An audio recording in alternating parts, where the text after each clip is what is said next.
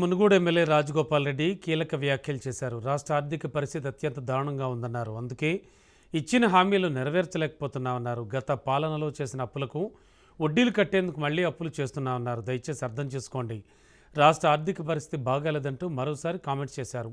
మహిళలకు 2,500 ఇస్తామన్నాం, పెన్షన్ 4,000 పెంచుతామన్నాం. రాష్ట్ర ఆర్థిక పరిస్థితి మెరుగుపడేంత వరకు కాస్త ఓపిక పట్టాలన్నారు.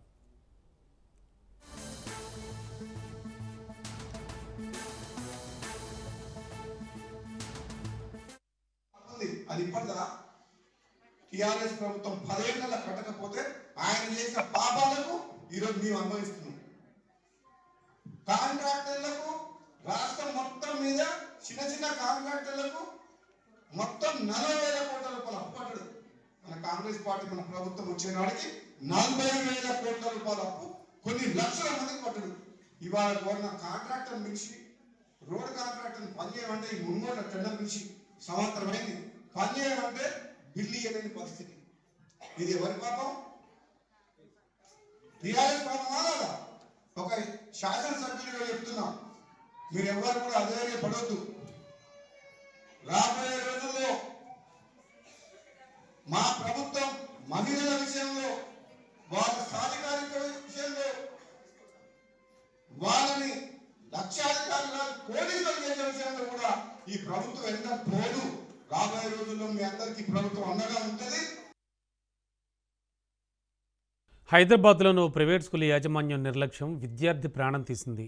అమీర్పేటలోని సిస్టర్ నివేదిత స్కూల్ ట్రిప్లో భాగంగా పిల్లలను వండర్లాక్ తీసుకెళ్లారు. అయితే వయసుకు మించి యాక్టివిటీస్, గేమ్స్ ఆడించడంతో 8వ తరగతి విద్యార్థి డమ్రుక్ సూర్యతేజ కింద పడి అపస్మారక స్థితిలోకి వెళ్లాడు. ఆసుపత్రికి తరలించగా చికిత్స పొందుతూ సూర్యతేజ మృతి చెందాడు. స్కూల్ యాజమాన్యంపై చర్యలు తీసుకోవాలంటూ విద్యార్థి తల్లిదండ్రులు పోలీసులకు ఫిర్యాదు చేశారు.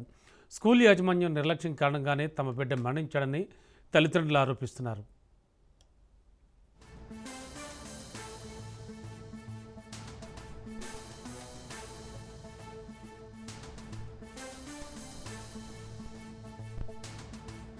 తెలంగాణలో డీసీసీ అధ్యక్షులను కాంగ్రెస్ హైకమాండ్ ప్రకటించింది. మొత్తం 36 జిల్లాలకు అధ్యక్షులను ప్రకటించింది. డీసీసీల్లో బీసీ, ఎస్సీ, ఎస్టీ, మైనార్టీలకు సగానికి పైగా కేటాయించింది. ఆదిలాబాద్ నరేష్ యాదవ్, ఆసిఫాబాద్ ఆత్రం సుగుణ, సికింద్రాబాద్ దీపక్ జాన్, సిద్దిపేట ఆంక్షారెడ్డి, సూర్యాపేట గుడిపాటి నరసయ్య, వికారాబాద్ దారాసింగ్ యాదవ్, వనపర్తి శివసేనారెడ్డి, వరంగల్ మహమ్మద్ అయ్యూబ్లను డీసీసీ అధ్యక్షులుగా నియమించారు.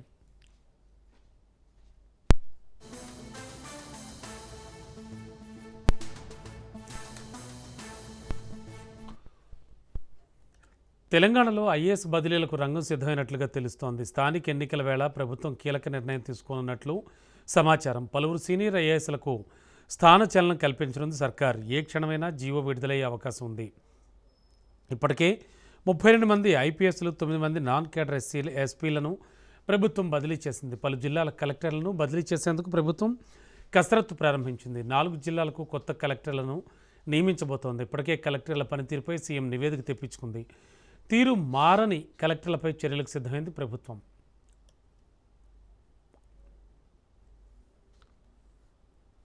రవీంద్ర భారత్లో అందేశ్రీ సంస్మరణ సభ నిర్వహించారు. ఈ కార్యక్రమంలో సీఎం రేవంత్ రెడ్డి, మంత్రులు పాల్గొన్నారు.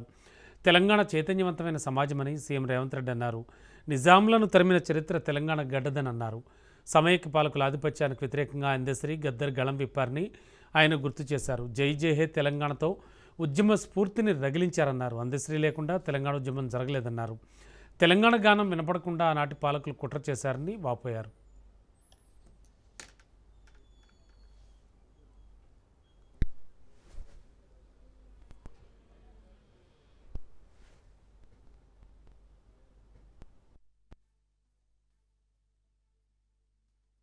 ఉమ్మడి రాష్ట్రంలో సీమాంధ్రకు సంబంధించిన సమైక్యవాదులు ఈ తెలంగాణ మీద ఆధిపత్యం చెలాయిస్తున్నప్పుడు ఓ గద్దరన్న, ఓ గూడ అంజన్న, ఓ అందశ్రీ, ఓ గోరెటి ఎంకన్న ఇక వీళ్ళ ఆధిపత్యానికి చరమగీతం పాడాల్సిందే, ఈ తెలంగాణ భూమికి విముక్తి కలిగించాల్సిందే అని చెప్పి మలి దశ తెలంగాణ ఉద్యమానికి పునాదులు వేసింది. బడికి ఎల్లని, బడి ముఖమే చూడని అందశ్రీ అన్న జయ జయ హే తెలంగాణ ముక్కోటి గొంతుకలను ఏకం చేసి ఈ తెలంగాణ ఉద్యమాన్ని ఉవ్వెత్తును నడిపితే ఈ తెలంగాణ రాష్ట్ర కళ నిజమైంది. ఉస్మానియా, కాకతీయ యూనివర్సిటీలనే కాదు ప్రపంచంలో ఏ మూలన ఉన్నా తెలంగాణ గుండెకు జయ జయ హే తెలంగాణ గీతాన్ని చేర్చి ఒక ఉద్యమ స్ఫూర్తిని రగల్చిన గొప్ప తెలంగాణ బిడ్డ అందశ్రీ. ప్రతి బడిలో ఈనాడు జయ జయ హే తెలంగాణ పాడుకునేంత గొప్ప ప్రభావాన్ని ఈ తెలంగాణ సమాజానికి అందించిండు. వచ్చిన తెలంగాణ రాష్ట్రంలో స్ఫూర్తిని నింపి తెలంగాణ రాష్ట్రాన్ని సాధించిన జయ జయ హే తెలంగాణకు అధికారిక హోదా లభిస్తుంది అని ఈ వేదిక మీద ఉన్నోళ్లే కాదు 4 కోట్ల తెలంగాణ ప్రజలు ఆకాంక్షించారు. జరిగిన ఉద్యమంలో అత్యంత కీలక పాత్ర. ఏ వేదిక కట్టినా ఏ ధూమ్ధాము పాడినా అందశ్రీ పాట లేకుండా అందశ్రీ లేకుండా తెలంగాణ ఉద్యమం జరగలేదు. ఏ వేదిక మీదైనా ఏ పెదాల మీదైనా జయ జయ హే తెలంగాణ నానకుంటా తెలంగాణ ఉద్యమం తెలంగాణ రాష్ట్ర సాధన సాకారం కాలేదు. వచ్చిన తెలంగాణ రాష్ట్రంలో రాష్ట్రీయ గీతంగా తెలంగాణలో వెలుగొందుతుందని 4 కోట్ల ప్రజలు అనుకున్నప్పుడు ఆనాటి పాలకుల నిర్ణయాల వల్ల జయ హే తెలంగాణ మూగబోయింది. అది శాశ్వతమని వాళ్ళు భ్రమపడ్డారు. ఎందుకంటే ఈ గీతం తెలంగాణ గుండెల్లో ప్రతిధ్వనించినంత కాలం తెలంగాణ ఉద్యమం ఎవరు చేసిండ్రా అంటే ఓ గద్దరన్న చేసిండు, ఓ అందశ్రీ చేసిండు, ఓ గోరెట వెంకన్న చేసిండనే, ఓ జయరాజ్ చేసిండనే చర్చ వస్తుంది. కాబట్టి ఈ స్ఫూర్తి నింపిన కవుల యొక్క కవితా గానాలను ఈ తెలంగాణలో వినిపించకుండా చెయ్యాలని ఆనాటి పాలకులు కుట్ర చేసిండ్రు. పెన్నే కదా అని మన్ను గప్పుతే గన్నులై మొలకెత్తుతాయని. అవి రాసే పెన్నుల మీద మన్ను గప్పుతే అవి గన్నులై మొలకెత్తుతాయి, మీ గడీలను కుప్ప కూలుస్తాయన్న నినాదాన్ని నిజాన్ని చేసిండు అందశ్రీ. 10 సంవత్సరాలు మూగబోయి ఉండొచ్చు మీ ఉద్దేశంలో, కానీ తెలంగాణ ప్రజల గుండెల్లో నిత్యం గానమై జయ జయ హే తెలంగాణ జనాలు పాడుకున్నారు. నేను చేసింది ఏమీ లేదు. తెలంగాణ ప్రజలు పాడుకున్నది 4 కోట్ల తెలంగాణ ప్రజలు కోరుకున్న జయ జయ హే తెలంగాణను రాష్ట్రీయ గీతంగా ప్రకటించడమే కాకుండా ఈనాడు చదువుకునే ప్రతి బడిలో పాడాలి, చదువులు చెప్పే ప్రతి పుస్తకంలో రాయాలి అని ఈ ప్రభుత్వం ప్రజా ప్రభుత్వం కాబట్టి నిర్ణయం తీసుకొని ఈనాడు పాఠ్య పుస్తకాలలో మొదటి అంశంగా జయ జయ హే తెలంగాణను చేర్చడం జరిగింది.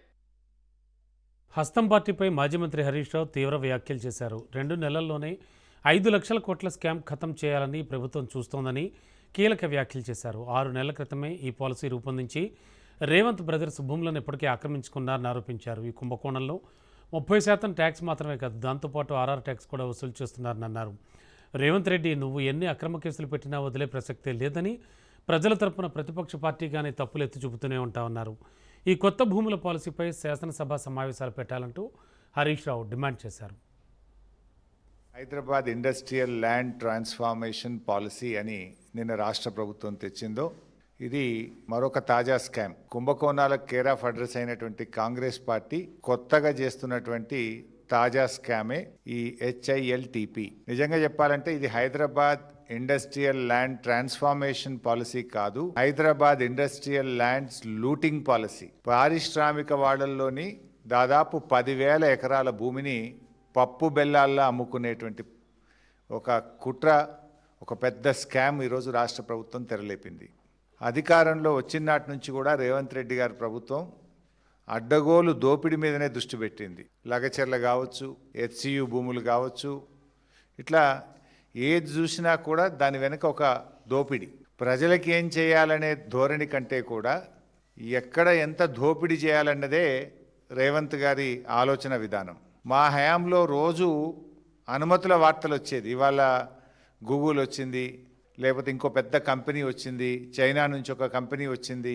అనుమతుల వార్తలేమో బీఆర్ఎస్ హయాంలో వస్తే, అమ్మకాల వార్తలేమో కాంగ్రెస్ హయాంలో వస్తూ ఉన్నాయి. ఇది బీఆర్ఎస్కు కాంగ్రెస్కు ఉన్న తేడా. ప్రతిరోజు ఒక కొత్త ఇండస్ట్రీ వచ్చింది, కొత్త పెట్టుబడి వచ్చింది అనేది మా పాలసీ. ఇవాళ ప్రతిరోజు ఇవాళ హౌసింగ్ బోర్డు భూముల అమ్మకం, ఇవాళ ప్రభుత్వ భూముల అమ్మకం, ఇవాళ TGIC భూముల అమ్మకం, ఇవాళ ఇండస్ట్రియల్ ల్యాండ్ల భూముల అమ్మకం, రోజు భూముల అమ్మకాలు.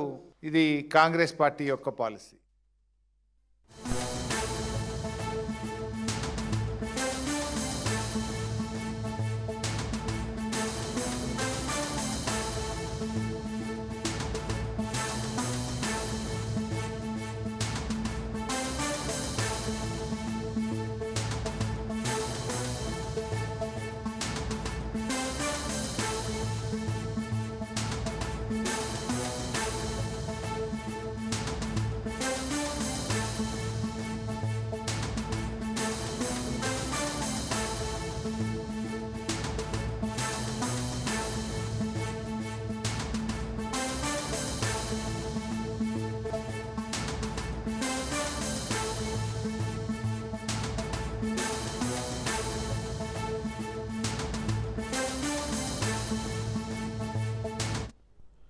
ఏపీ మాజీ CM YCP chief Jagan, BRS working president KTR ఒకే వేదికపై కలుసుకున్నారు. బెంగళూరులోని ఓ ప్రైవేట్ కార్యక్రమంలో వీళ్ళిద్దరూ పాల్గొన్నారు. పక్కపక్కనే కూర్చుని కాసేపు ముచ్చరించుకున్నారు. కేటీఆర్ ఏదో చెబుతుండగా జగన్ వేడుకను తిలకిస్తూ విన్నారు. ఇందుకు సంబంధించిన ఫోటోలు, వీడియోలు సామాజిక మాధ్యమాల్లో వైరల్ అవుతున్నాయి. వాళ్ళిద్దరూ కలిసి బయట నుంచి ఫంక్షన్ హాల్లోకి వస్తున్న వీడియోలు కూడా సోషల్ మీడియాలో హల్చల్ చేస్తున్నాయి.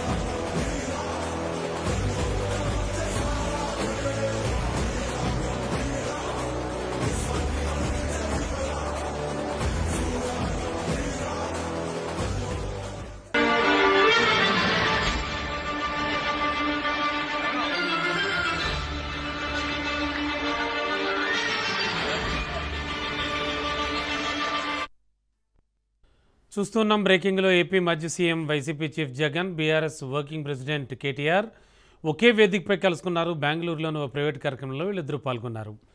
లేటెస్ట్ ఇన్ఫో అందించడానికి మా కరెస్పాండెంట్ రమేష్ సిద్ధంగా ఉన్నారు. రమేష్, యాక్చువల్లీ జరిగిందేంటి?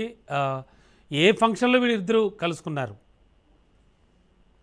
రమణ, ఈరోజు వైసీపీ అధినేత జగన్మోహన్ రెడ్డి, అదేవిధంగా బీఆర్ఎస్ వర్కింగ్ ప్రెసిడెంట్ కేటీఆర్ ఇద్దరు కూడా బెంగళూరులో జరిగినటువంటి ఒక ప్రైవేట్ కార్యక్రమానికి హాజరయ్యారు.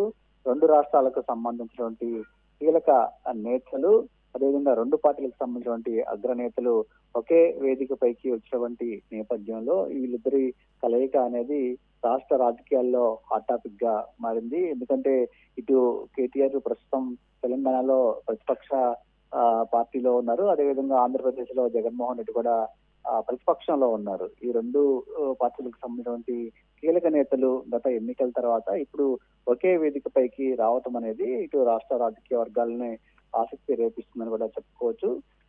జగన్మోహన్ రెడ్డి ముఖ్యమంత్రిగా ఉన్న సమయంలో, అదేవిధంగా బీఆర్ఎస్ అధికారంలో ఉన్న సమయంలో ఈ రెండు పార్టీల మధ్య సఖ్యత ఉంది. రెండు ప్రభుత్వాలు కూడా రెండు రాష్ట్రాల ప్రయోజనాలని కాపాడటం కోసం కలిసి పనిచేసినటువంటి సందర్భం కూడా ఉంది. గతంలో ఏపీ ముఖ్యమంత్రిగా ఉన్నటువంటి జగన్మోహన్ రెడ్డి స్వయంగా కేసీఆర్ నివాసానికి వెళ్లారు. అటు కేసీఆర్ తోనూ కేటీఆర్ తోనూ భేటీ అయినటువంటి సందర్భాలు ఉన్నాయి. రాష్ట్రానికి సంబంధించినటువంటి ఇరు రాష్ట్రాల జలవనరులకు సంబంధించిన అనేక సమస్యలు కూడా చర్చించారు. ఇప్పుడు రాష్ట్రంలో రెండు పార్టీలు అధికారంలో లేనప్పటికీ కూడా రెండు రాష్ట్రాల ప్రజల ప్రయోజనాల కోసం కలిసి పనిచేస్తామని ఎప్పటి నుంచో కూడా చెప్తున్నటువంటి పరిస్థితి రాజకీయంగా ఒకవైపు ఉంటే, ఈ రోజు బెంగళూరులో జరిగినటువంటి ఒక ప్రైవేట్ కార్యక్రమంలో రెండు పార్టీలకు సంబంధించినటువంటి అగ్రనేతలు ఒకే వేదిక పైకి వచ్చినటువంటి నేపథ్యంలో ఈ భేటీలో రెండు రాష్ట్రాలకు సంబంధించినటువంటి కొన్ని రాజకీయ అంశాలు కూడా చర్చకు వచ్చాయనే ఒక ప్రచారం అయితే జరుగుతూ ఉంది. అయితే ఇటు వైఎస్ఆర్ కాంగ్రెస్ పార్టీ వర్గాలు మాత్రం ఇది పూర్తిగా ప్రైవేటు కార్యక్రమం, దీనికి రాజకీయాలకు ఎలాంటి సంబంధం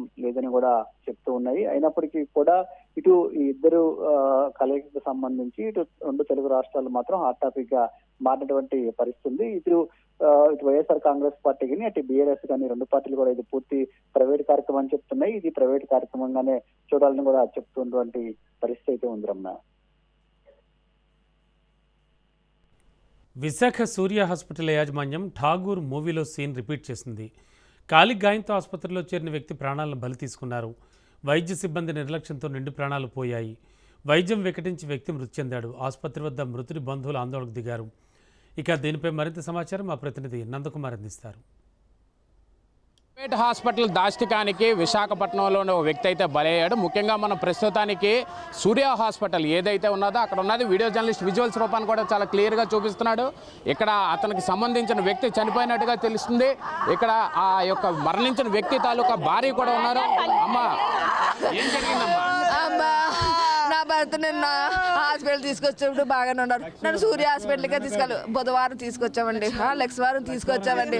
వచ్చేటప్పుడు బాగానే ఉంది, సూర్య హాస్పిటల్కే తీసుకెళ్ళాను. బాగానే చూస్తారని తీసుకెళ్ళాలన్నారండి.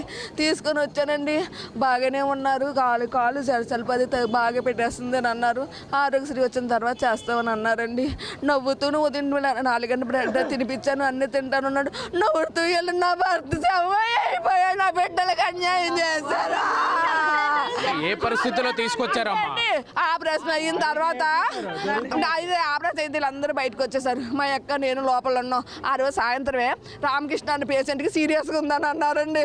రామకృష్ణ అంతే అదే ఈ లోపల తెట్టిన తర్వాత ఇదే ఊపిరండి, మనసు అయితే లేదు, లోపల లెన్స్ పెట్టేసి అదే చేశారు. కానీ నిన్నే పోయిందండి ప్రాణం అయితే. నిన్న చూసాము. ఎప్పుడు చెప్పారమ్మా ప్రాణం పోయింది? ఇప్పుడు చెప్పాడు నేను చూసాను. ప్రాణం అయితే నిన్నే పోయిందండి, ప్రాణం నిన్నే పోయింది. అయితే ఈ మరిపులు పెట్టేసే వాళ్ళ ఏంటి ధర్మారావు గారు ఇతను వచ్చి నన్ను ఏమండి నాకు నోరు లేదు, చిన్న పిల్లలండి, ఇద్దరు కూడా వచ్చారు. అయితే నా పిల్లలు చిన్న పిల్లలండి, నేను కాళ్ళు కట్టుకుని వాళ్ళు ఏదో పెట్టాను. అప్పటికే ప్రాణం పోయిందని పోయి చెప్పియొచ్చు కదా, ఏం వాళ్ళలేదు. అమ్మ నీకు ఎందుకమ్మా, నీ భర్త బతికే ఉన్నా, నీకు ఎవరు చనిపోయారని చెప్పారు అమ్మ అని అన్నారు. లేదు చెప్తే నాకు అర్థమైపోయిందన్న భర్త చనిపోయాడని. మీరు దాన్ని ఇలాగ అన్నారు కానీ నా మనసు సరమలేదని నేను చెప్పాను. నిన్న సాయంత్రమే పోయిందని ప్రాణం అయితే మాత్రం నిన్న సాయంత్రమే పోయింది. నా బిడ్డలకు దిక్కెవరండి, నా భర్తను పోయాడండి, నా భర్త పోయాడు, నాకు అమ్మ నాన్న కూడా లేరు, చనిపోయారు. రాయుడు దొరకలేని మెడిసిన్ రాసి ఇది ఇక్కడ దొరుకుతుంది అని వెనకాతల ఫోన్ నెంబరు ఇచ్చి ఇక్కడ దొరుకుతుంది, ఇక్కడ దొరకలేదు, మళ్ళీ డబ్బులు ఇస్తాము అంటే ఆ మెడిసిన్ ఇచ్చారు. డబ్బులు ఇస్తామంటే ఆరోగ్యశ్రీ అయితే కాస్ట్లీ మెడిసిన్ అట ఎవరట మేము పెట్టుకోవాలట. మళ్ళీ నెక్స్ట్ ఏంటన్నారంటే ఐసీయూలో ఆక్సిజన్ పెడితే దానికి సంబంధించింది కాదు, మీరు డబ్బులు ఎక్స్ట్రా పే చేసుకోవాలని చెప్పారు. చేసుకుంటాం, మాకు ప్రాబ్లం ఏం లేదు, డబ్బుల గురించి మేము పెట్టుకుంటాము అని అన్నాం. అది కూడా కన్ఫర్మ్గా అతనికి చెప్పాం. వాళ్ళు ఇండైరెక్ట్ కూడా చెప్పేశారు మాకు అన్నీని, మీకు ఆరోగ్యశ్రీ మీద ఇక్కడ ఈ మెడిసిన్ ఇవ్వము అంటే సరేలేండి ఇవ్వద్దు, మేము డబ్బులు ఇస్తాము, డబ్బులు ఇస్తే మెడిసిన్ అట. ఆరోగ్యశ్రీలోని కాస్ట్లీ మెడిసిన్ అయితే ఇవ్వరా?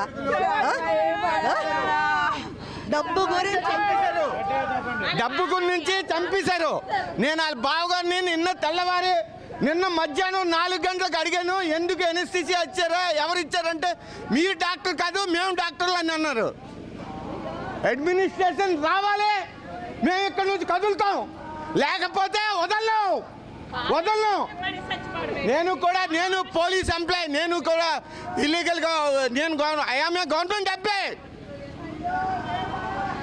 గవర్నమెంట్ ఎంప్లాయ్ కానీ కళ్ళకి టేప్లేసి ఇతను మా హస్బెండ్ ఇతను చూసి వచ్చాక అన్నారు అదేంటి కళ్ళకి టేపులు వేసారని. ఇతను చూసి వచ్చి గోల్ చేసిన తర్వాత కళ్ళకి టేప్ వేసి ఇది వస్తుంది చూడండి, బ్రైట్నెస్ కళ్ళకి టేపులు వేసి ఇతను చూసి వచ్చి చెప్పారండి. చూసి వచ్చి ఆడవాళ్ళకి పంపించలేదు. చూడండి వెంటిలేషన్ తో తల ఊపుతున్నాడు. నేను అన్నను కూడా వెంటిలేషన్ తో తల ఊపుతున్నారని. ఇతను వచ్చి గట్టిగా అడిగాకండి చనిపోయాడని తెలియజేశారు మాకు. మా ఆయన గారు వచ్చి అడిగాక ఏంటి వెంటిలేషన్ మీద పెట్టారు, కళ్ళకి టేపులు వేసారంటే అప్పుడు కేకలు ఇతను వేయగానే అప్పుడు తెలియజేశారు మాకు చనిపోయినట్టు. అంతవరకు మాకు చెప్పలేదు, సైలెంట్గా ఉంచారు మమ్మల్ని. ఇతను వచ్చి చూసి అడిగి కొంచెం గట్టిగా అడిగి కేకలు వేసారు. ఇతను ఏదన్నా అయితే ఒప్పుకోను నేను అనేసి కేకలు వేస్తే అప్పుడు తెలియజేశారు చనిపోయినట్టు. అంతవరకు మాకు తెలియజేయలేదు. ఏంటంటున్నారమ్మా డాక్టర్స్? ఏమంటున్నారు? డాక్టర్స్ ఏం రెస్పాన్స్ అవ్వట్లేదండి, రెస్పాన్స్ అవ్వట్లేదు, కనిపించలేదండి. ఇంకా మాకు అక్కడ ఉన్న బాడీని తీసుకెళ్ళిపోండి, మా దగ్గర ఎక్కువసేపు ఉంచునేమో అని చెప్తున్నారు. రెస్పాన్స్ అనేది ఏది లేదు. దాని రిపోర్ట్ కూడా ఇప్పుడు వచ్చి అలా అసలు ఏది జరిగింది ఏది కూడా చెప్పట్లేదు.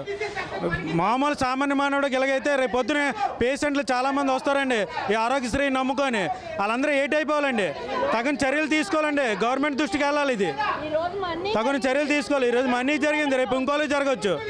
కనీసం చట్టరీత్యా దీన్ని తగులు చర్యలు తీసుకుంటారని మీ మీడియా తరపున మామూలు మన రాజకీయాల తరపున అందరిని కోరుకున్నాను మనస్ఫూర్తిగా. ఇది ఇక్కడ ప్రస్తుత తాజా పరిస్థితి. ప్రభుత్వానికి సంబంధించిన నేతలు అలాగే ఎవరైతే హెల్త్ మినిస్టర్ దీనిపైన చర్యలు తీసుకోవాలని చెప్పి బంధువులందరూ కోరుతున్నారు. కెమెరా పర్సన్ నరేష్తో నందకుమార్, రాజ్ న్యూస్, వైజాగ్. రాష్ట్ర కమిటీ సభ్యులు ఆజాద్ రమేష్తో పాటు మొత్తం 37 మంది మావోయిస్టులు తెలంగాణ పోలీసుల ముందు లొంగిపోయారు.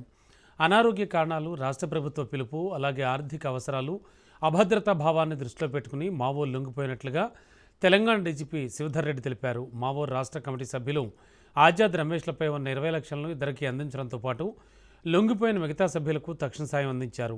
మావోయిస్టులు లొంగిపోతూ వారు ఉపయోగించిన 8 సాయుధ ఆయుధాలు, 346 బుల్లెట్లను పోలీసులకు సరెండర్ చేశారు. ఇప్పటికే చాలామంది లొంగిపోయారని, ఇంకా మరికొందరు లొంగిపోవాల్సి ఉందని, త్వరగా వచ్చి లొంగిపోయి జనజీవన స్రవంతిలో కలవాలని తెలంగాణ డీజీపీ పిలుపునిచ్చారు. మావోయిస్టుల లొంగుబాటు, ఆయుధాల సరెండర్కు సంబంధించి మరింత సమాచారం మా ప్రతినిధి రతన్ కుమార్ అందిస్తారు. 37 మంది మావోలు పోలీసులు ఎదుట లొంగిపోవడం జరిగింది. సో దీనికి సంబంధించి కూడా పోలీసులు చాలా క్లియర్గా రిమైనింగ్ ఉన్నటువంటి వాళ్ళందరూ కూడా త్వరలోనే లొంగిపోవాలంటూ కూడా పిలుపునివ్వడం జరిగింది. అయితే వాళ్ళు లొంగిపోవడంతో పాటు వాళ్ళు ఇంతకాలం మామూలుగా పనిచేసినంతకాలం వాడినటువంటి ఆయుధాలను సైతం పోలీసులు ఎదుట సమర్పించడం జరిగింది. ప్రజెంట్ మనం విజువల్స్లో చూడొచ్చు. ఇక్కడ కనిపిస్తున్నటువంటి విజువల్స్లో ఉన్నటువంటి ఈ యొక్క ఆయుధాలనే ఇప్పుడు లొంగిపోయినటువంటి 37 మంది మావోలు ఇన్నాళ్ళు తాము అడవుల్లో ఉండి చేసినటువంటి ఫైట్లకు సంబంధించి యూజ్ చేసినటువంటి ఆయుధాలు ఇవి.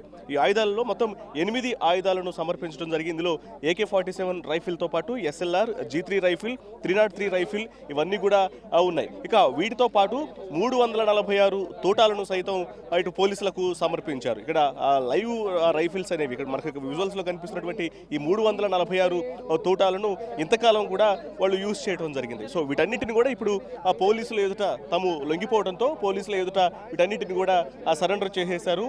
ఇక ఇందులో లొంగిపోయినటువంటి వారిలో 2 రాష్ట్ర కమిటీ సభ్యులు ఆజాద్తో పాటు టెక్నికల్ ఇన్ఛార్జిగా పనిచేస్తున్నటువంటి రమేష్, వీళ్ళిద్దరూ 30 సంవత్సరాల పాటు ఇటు అడవుల్లోనే ఉండి మావోలుగా పనిచేస్తున్నటువంటి వ్యక్తులు. ఇక వీరితో పాటు ఛత్తీస్గఢ్కు చెందినటువంటి మరికొంతమంది కూడా లొంగిపోయారు. మొత్తం తెలంగాణ రాష్ట్రకు సంబంధించినటువంటి వ్యక్తులు అలాగే ఛత్తీస్గఢ్కు చెందినటువంటి వ్యక్తులు మొత్తం 37 మంది లొంగిపోవడం జరిగింది. ఇక వీరితో పాటు మరికొంతమంది కూడా ఇక ఇప్పటికీ కొంతమంది మామూలుగా ఒకవైపున ఆపరేషన్ కగార్ అనేది నడుస్తోంది, మరోవైపున అనారోగ్య కారణాలు కావచ్చు లేకపోతే ఏ ఇతర సమస్యల వల్ల అయినా సరే వాళ్ళు వరుసగా వచ్చి పోలీసులు ఎదుట లొంగిపోతున్నామనేటువంటి విషయాలకు సంబంధించి కూడా ఒక స్పష్టతను ఇచ్చారు. అయితే ఇప్పటికే రాష్ట్ర ప్రభుత్వం చాలా స్పష్టంగా తెలియజేయడం జరిగింది. ఇటు రాష్ట్ర ప్రభుత్వం ఇచ్చినటువంటి పిలుపు మేరకు ఇప్పటి వరకు కూడా ఇటు మావోయిజం అనేది ఎటువంటి ముందుకు పోయినటువంటి వ్యవహారం కాబట్టి ఇందులో ఒక సరైనటువంటి విధానం అనేది లేదు కాబట్టి దీనివల్ల చేసేటువంటి ఉపయోగం అనేది కూడా ఏమీ ఉండదు. ఇమ్మీడియట్గా వచ్చి లొంగిపోవాలనేటువంటి విషయాన్ని కూడా రాష్ట్ర ప్రభుత్వం పిలుపునివ్వడం జరిగింది. ఇక ఒకవైపున ఆపరేషన్ కగారు పేరుతో దాడులు అనేవి జరుగుతున్న నేపథ్యంలోనే ఆపరేషన్ కగారును తట్టుకోలేక అలాగే రాష్ట్ర ప్రభుత్వం ఇచ్చినటువంటి పిలుపు మేరకు మరోవైపున వయోభారం ఇప్పటి వరకు సెంట్రల్ కమిటీలోను రాష్ట్ర కమిటీలోను పనిచేస్తున్న వాళ్ళందరూ కూడా 5-10 వయసును దాటి ఉన్నారు కాబట్టి వాళ్ళందరూ కూడా వచ్చి పోలీసుల ఎదుట లొంగిపోతున్నటువంటి పరిస్థితి ఉంది. ఇక తెలంగాణ డీజీపీ శివధర్ రెడ్డి సైతం ఒక పిలుపునివ్వడం జరిగింది. ఇక మరికొంతమంది మావోలు రాష్ట్ర కమిటీ సభ్యులు ఇంకా అడవుల్లోనే ఉండి ఫైట్ చేస్తూ ఉన్నారు. వాళ్ళు కూడా వచ్చి త్వరలోనే లొంగిపోవాలంటూ కూడా తెలియజేసినటువంటి పరిస్థితి కనిపిస్తుంది. కెమెరా పర్సన్ శ్రవణ్తో రత్న కుమార్, తెలంగాణ డీజీపీ కార్యాలయం నుంచి. ఐబొమ్మ ఇమ్మంది రవి కేసులో కీలక పరిణామం చోటు చేసుకుంది. ఈ కేసులోకి తెలంగాణ సిఐడి ఎంట్రీ ఇచ్చింది. ఇప్పటికే సిసిఎస్ పోలీసులు ఈ కేసును విచారణ జరుపుతున్నారు. బెట్టింగ్ యాప్స్ ప్రమోషన్ కేసులో విచారణ జరుపుతున్న సిఐడి రవి కేసులో కూడా కోణంలో దర్యాప్తు జరపనుందని తెలుస్తోంది. ఐబొమ్మ బప్పం వెబ్సైట్లలో సినిమాలు పైరసీ చేశాడు. సినిమాలు పైరసీ చేస్తూనే మరోవైపు బెట్టింగ్ యాప్స్ను ప్రమోట్ చేశాడు రవి. తద్వారా 100 కోట్ల లాభం పొందినట్లు ఇప్పటికే విచారణలో తేలింది.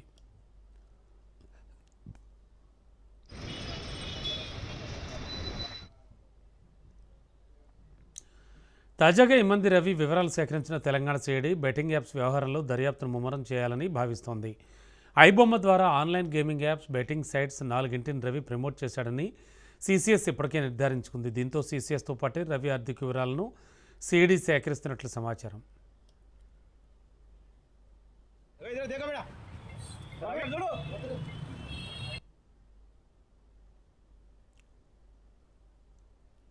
తోటి రైతులు పడుతున్న కష్టాన్ని చూసి పరిష్కార మార్గం కనుగొనాలి అనుకున్నాడు. అనుకున్నదే తడువు ఆచరణ మొదలుపెట్టాడు. 10 మంది కూలీలు చేసే పని రైతు ఒక్కడే చేసుకోగలిగే విధంగా వ్యవసాయ పరికరాన్ని కనుగొన్నాడు.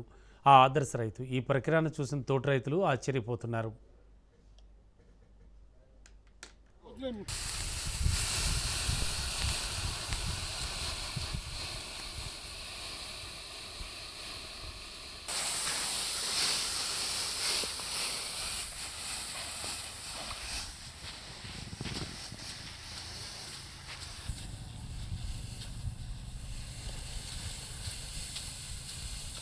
నా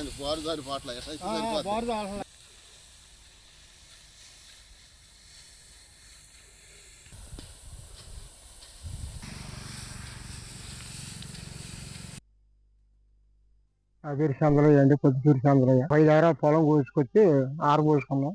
రెడ్డి గారు చేసిన గొర్రె వల్ల నలుగురు మనుషులు చేసే పని ఒక్కనే లాక్కొని ఆరబెట్టుకుంటారు. రోజు 2 సార్లు 3 సార్లు లాక్కోవడానికి అవకాశం జరుగుతుందండి. అది మేము కూలీలు పెట్టాలంటే రోజు 4 కూలీలు పెట్టాలి. 4 కూలీలు పెట్టి నరపాలంటే ఆ రోజుకి 500 రూపాయలు కూలీ వెళ్తుంది. దానివల్ల ఇది బాగానే ఉంది, సులువు లాక్కోవడం.